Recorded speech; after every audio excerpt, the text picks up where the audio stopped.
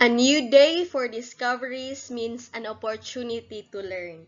Good day, everyone. I am Generica Layugi, And I am Milky Libres. and today we will present the content of our output in Unit 4, which is the instructional material development. First of all, we'd like to give you an overview of our presentation, which contains the teacher-centered approach to adaptation, teacher-centered materials, learner-centered approach to adaptation, learner-centered materials, and finally, the conclusion. To begin with, allow me to define teacher-centered approach to adaptation. This approach takes place inside the classroom and encourages the students to focus completely on the educator. It also means that the full control of the classroom and activities is with the teacher. Teacher-centered approach is a teaching method where the teacher is actively involved in teaching. It also means that the teacher does almost all the talking while the students continues to listen and remain silent. Teacher-centered approach allows students to learn on their own, learn independence, and make their own decisions. Being that said, let us move on to the teacher-centered materials. First is the PowerPoint presentation or PPT. A PowerPoint presentation is a slideshow presentation that allow users to add audio-visual features to a presentation, like what we are using today, which is the PowerPoint presentation. It uses a laptop and projector for the learners to see what the lesson is all about. This material serves as a channel of imparting knowledge and enhance the teaching and learning experience for both the teacher and the students.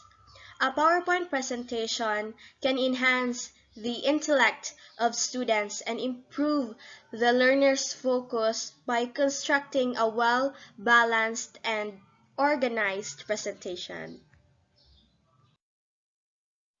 Next is the visual aids. Visual aids are materials such as diagrams, charts, data graphs, objects, and images. It helps students grasp content and function as memory aid. Visual aids help the teachers establish, explain, and connect ideas to make the process of learning more interesting, enjoyable, and most importantly, effective. Visual aids help the students as well in understanding and remembering their topics. It increases their interest and it keeps the students engaged with their lesson. For the last teacher-centered material, we have recorded lectures. Recorded lectures uses a software and a laptop with a built-in webcam and microphone or a mobile device to record class lectures. Recorded lectures provide students the flexibility to view, learn, and study at their own pace. However, learning through audio and video lectures depends on the students' motivation to get through these materials on their own. Therefore, recorded lectures should be of great quality. It should be engaging and organized for the students to be motivated to learn. It is of great importance as well for the teachers to consider the students' needs to create a motivational and effective environment. I believe that would be all for the teacher-centered approach to adaptation and teacher-centered materials. Let us jump right in to Miss Libres' continuation of our presentation.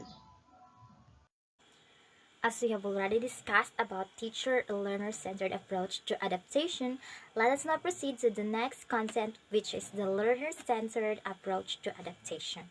Now, what is this learner-centered approach to adaptation? Let us continue our discussion to find out. Well, if a teacher-centered approach to adaptation focuses completely on the educator, In a learner-centered approach to adaptation, it encourages teacher-learner communication. Now, let me stress that word, teacher-learner communication. It means that there is an use of active strategies between teacher and learner.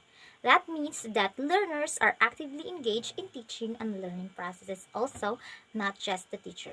So, it allows learners to acquire collaborative and communicative skills through group work.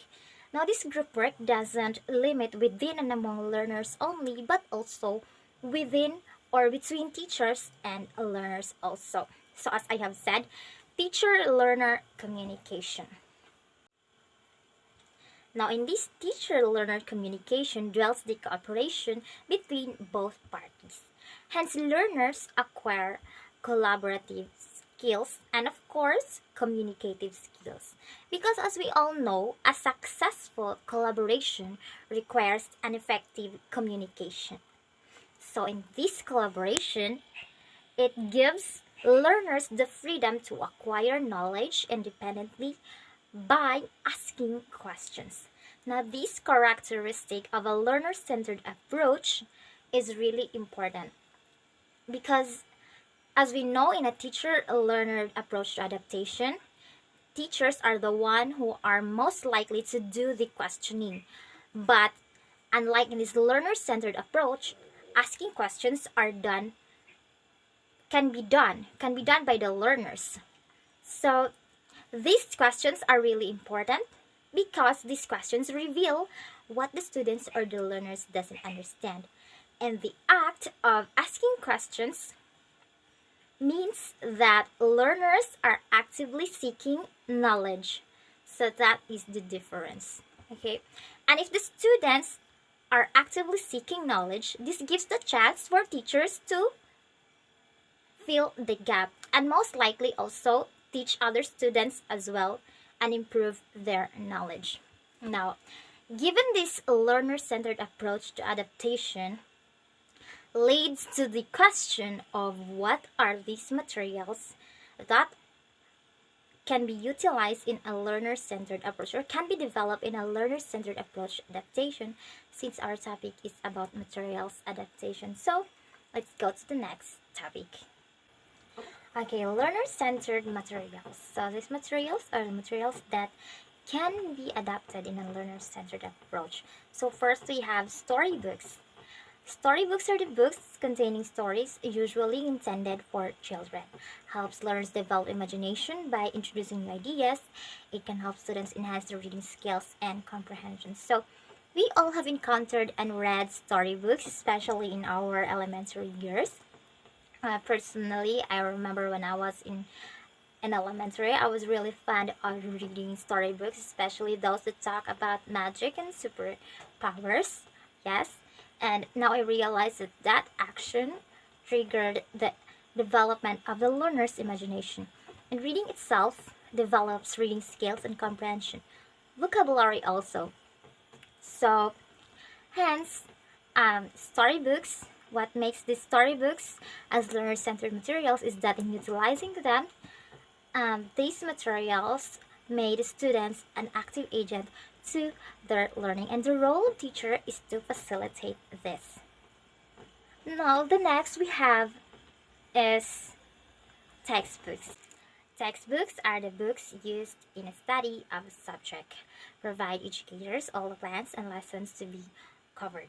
Now, given that textbooks presents all the plans and the lessons that are covered in a certain subject, comes also the intention of spontaneously explaining and help the students to understand the topic. So, for example, in a chemistry or in a mathematics subject, where students are required to solve a given problem. Now, from that, students will have to think, brainstorm at first, generate hypotheses on how to solve the problem, and also evaluate arguments on planning what formula to be used in this kind of problem. Is this formula appropriate for this problem? And is this formula or is the answer satisfactory to what is asked in the question? That then that means that textbooks are for learner-centered materials. The next material is this activity sheet.